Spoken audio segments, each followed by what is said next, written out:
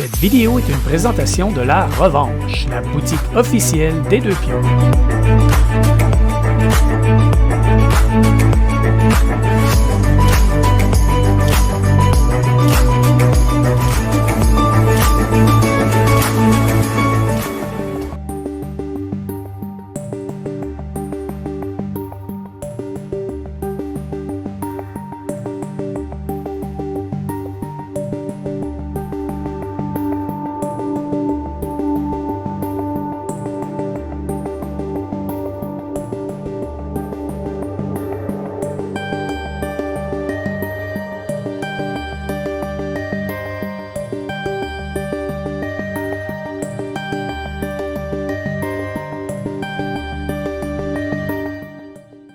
Je suis en présence de Danick Mayotte, l'un des organisateurs de l'événement. En fait, Danick, toi, je pense que ton volet, c'est plus le Fig Expo, donc l'exposition elle-même de figurines à peindre. Exact. Moi, je m'occupe dans le fond de la partie que vous voyez ici en background autour.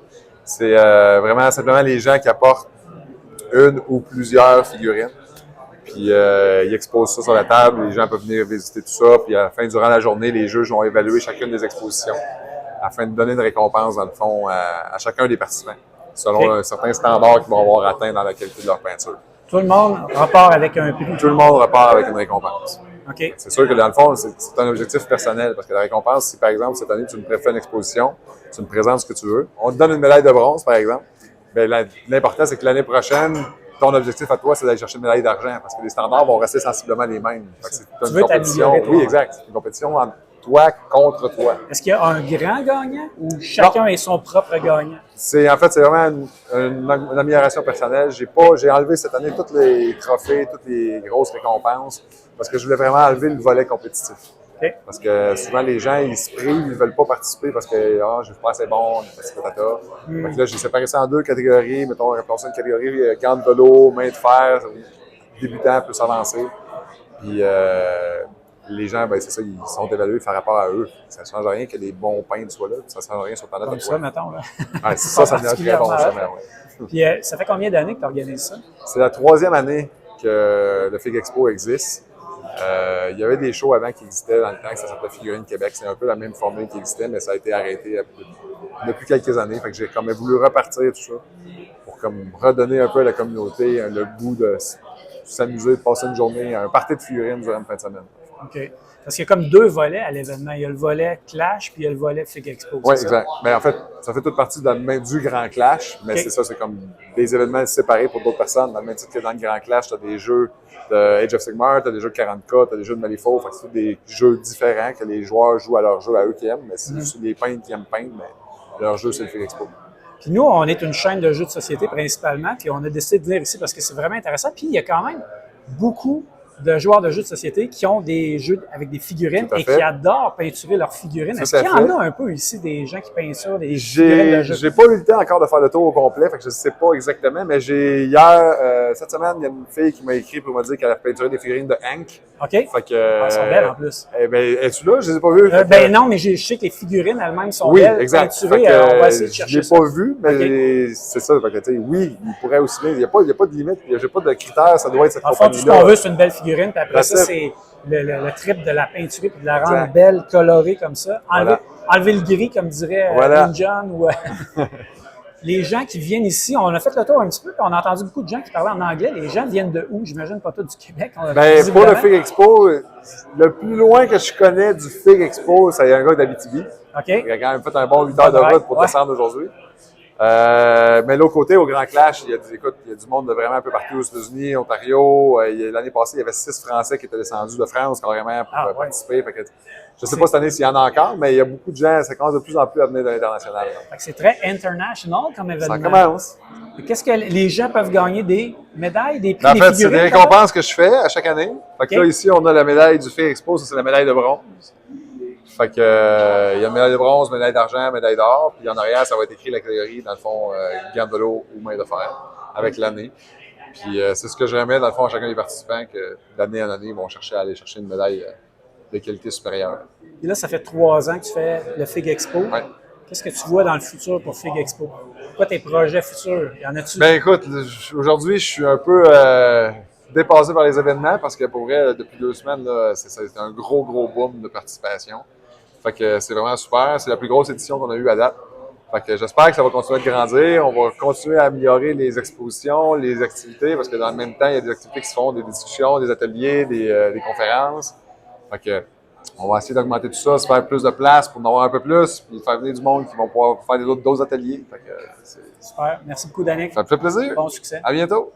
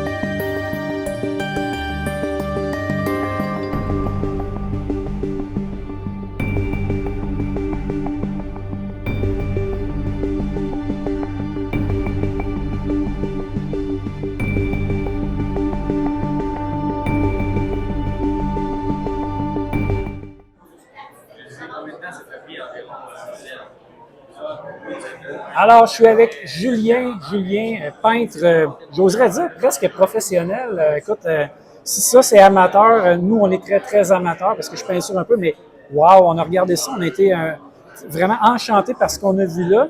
C'est toi qui as tout peinturé? Oui, tout seul? Vous n'êtes pas une équipe? Non? Tout seul dans mon sol. C'est bon. Puis peinturer une pièce comme ça, maintenant, ça peut te prendre combien de temps? Ça dépend des pièces, là.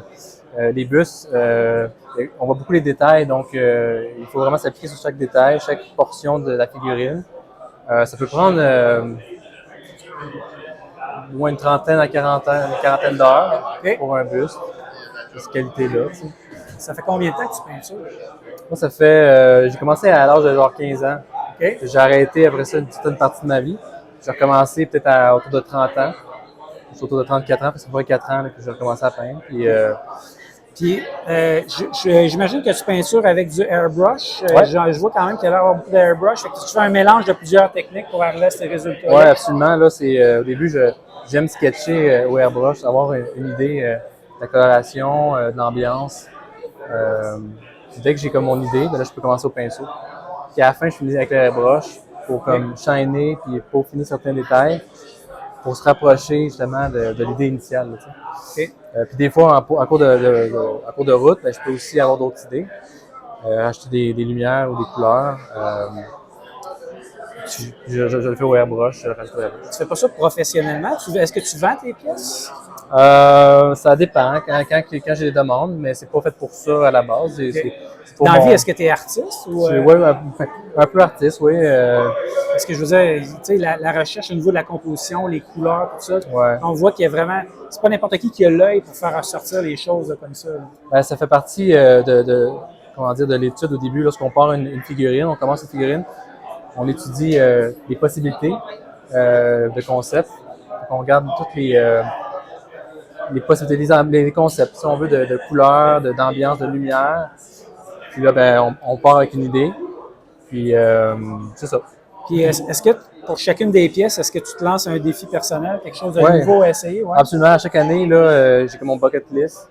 Je veux faire tel genre de figurine, tel genre de bus ou tel genre de pièces. Donc, on va essayer de m'améliorer de plus en plus. Ou tel genre de technique aussi, tu sais. Il y a du freehand, des OSL, du non-métallique métal. Freehand, c'est que tu vas faire un dessin, mais il n'y a pas de traçage de fait. C'est vraiment, tu as inventé le dessin et tu le fais comme exactement. Une toile. Fait que des fois, ça se prête mieux. À certaines pièces qui se prêtent un peu mieux à ça, d'autres non, mais c'est une technique qui est très difficile. Ça demande beaucoup de pratique. Fait que ça, c'est le genre de défi que je me mets de temps en temps, là, tu sais, mais... Est-ce que tu fais d'autres compétitions que le Fig Expo? C'est la première fois que tu viens au Fig Expo? Non, j'ai fait les 2 autres années avant. OK. Est-ce que tu vas ailleurs aussi faire des expositions? Pas pour l'instant. J'ai pas fait de... Je connais les autres compétitions, mais pour l'instant, c'était vraiment c'était quand même amateur, mais c'est un hobby, tu sais. Ouais. C'est ça. Ouais. Félicitations. Merci beaucoup. Continue ton bon travail. Merci. C'est quoi exactement le contraste Le contraste, c'est la différence entre deux choses. OK. Tu peux avoir le contraste chaud-froid, tu peux avoir le contraste clair-obscur, tu peux avoir le contraste saturé-désaturé, tu peux avoir le contraste texture-non-texture. Je savais la réponse, je te testais, je savais la c'est réponse. Ça peut être un peu de tout. Bonne question. Dans mes cours de théorie de la couleur, j'ai eu à faire plein d'exercices de contraste, on le fait pas. Le contraste aussi, on peut le voir comme notre thématique de notre figurine. On peut se dire, OK, là, je fais mon projet, c'est quoi la thématique? Ça va être le contraste, par exemple, chaud-froid. OK. Donc, Martin, il a fait ça sur sa pièce. Il a fait qu'une seule des personnages, si on veut, est très, très chaud. Donc, il est juste fait avec des oranges, des jaunes, des rouges. Tout le reste de la pièce est fait avec des bleus. Ouais, c'est super. Ça nous envoie automatiquement vers qu'est-ce qui est chaud. On va avoir toujours tendance à regarder qu'est-ce qui est en minorité. Donc, si on veut accentuer un contraste, on va faire que, par exemple, tout le reste est bleu. Où est-ce qu'on veut regarder va être chaud. Fait que si tu as une toile qui est complètement rouge et qui a un picot jaune, tu regardes le picot jaune tout le temps. OK, alors on est avec 2 juges, 4 juges officiels. Attention les calottes bleues. Qu'est-ce qui se passe exactement? Vous avez l'air d'être en pamoison.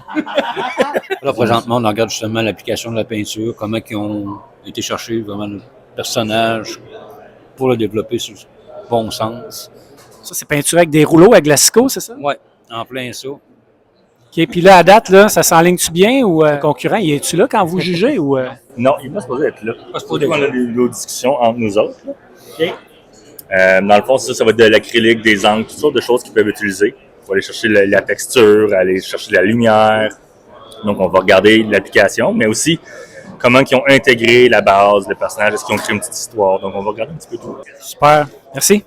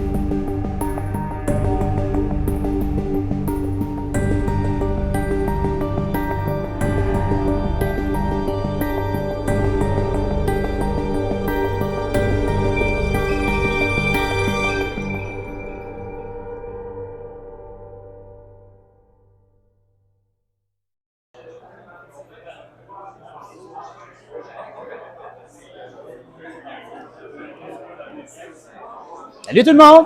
Je suis avec Alexandra, qui est native de mon petit village d'où je suis né, Shawinigan. Donc, Alexandra, exactement, tu es en train de peinturer vraiment quelque chose de tout petit. Si je comprends bien, c'est un chameau.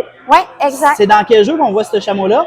C'est, dans le fond, c'est une figurine qu'on peut voir dans le jeu de table Ink Gods of Egypt. Oui, de Eric Lang. Puis, c'est ça, en fait, j'ai pour projet d'éventuellement avoir peint toutes les figurines du jeu. Puis, je me pratique un peu sur mes chameaux parce que, ben, c'est pas les figurines les plus importantes du jeu. Puis là, quand que tu vas être bien à l'aise avec tes chameaux, tu vas te lancer dans le projet dans le gros projet de de faire figurines. un super alligator. Oui! Ça, il y a beaucoup de détails. Oui, effectivement, il y a du monde dessus, il y a un alligator, il est super beau. Fait que tu fais ça pendant la fin de semaine. Tu t'assois ici, tu peintures. Oui, ben en Parfait. fait, j'ai entendu parler de l'expo cette semaine. C'est un ami à moi qui m'a tagué sur l'article du Nouvelliste. Du Nouvelliste, oui, ça a Puis- fait beaucoup de visionnements. On a entendu parler de ça, OK? Oui, ben il y a beaucoup de gens que je connais qui en ont entendu parler via ça. Puis je me suis dit que j'allais venir faire un tour. Puis on m'a dit que j'avais le droit de peinturer en plus. Fait que Puis ça j'en fait-tu profite. longtemps que tu peintures des figurines? Vraiment pas. En fait, avant les fêtes, j'avais jamais peinturé une figurine de ma OK, vie. puis là, on est au mois d'avril, fait que ça fait quelques mois seulement. Oui, OK? j'ai commencé dans le courant de l'hiver parce que pour Noël, j'ai reçu le jeu en cadeau. Puis, en cherchant sur Internet, j'ai vu des exemples de gens qui peignaient leurs figurines. Puis je me suis dit, ben, je pourrais essayer, voir, parce que j'ai tout le temps été passionnée d'Égypte ancienne. OK? Puis je trouvais que les figurines auraient plus d'allure en mettant de la couleur dessus. Puis dans le domaine du jeu de société, as-tu beaucoup de jeux de société chez vous? Est-ce que tu joues régulièrement? Ou t'es vraiment plus artistique, jeu peinture tout souvent? Là? Un peu des deux. Je commence à avoir une petite pas pire collection de jeux de société.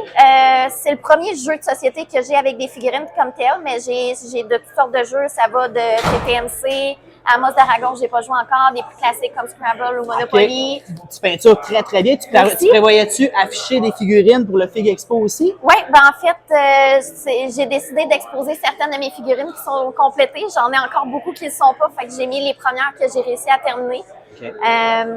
C'est ça, en fait, les premières figurines que j'ai faites, c'était des figurines de pratique de Warhammer qui venaient un tout inclus, un kit tout inclus. C'était des Stormcaster. Ouais.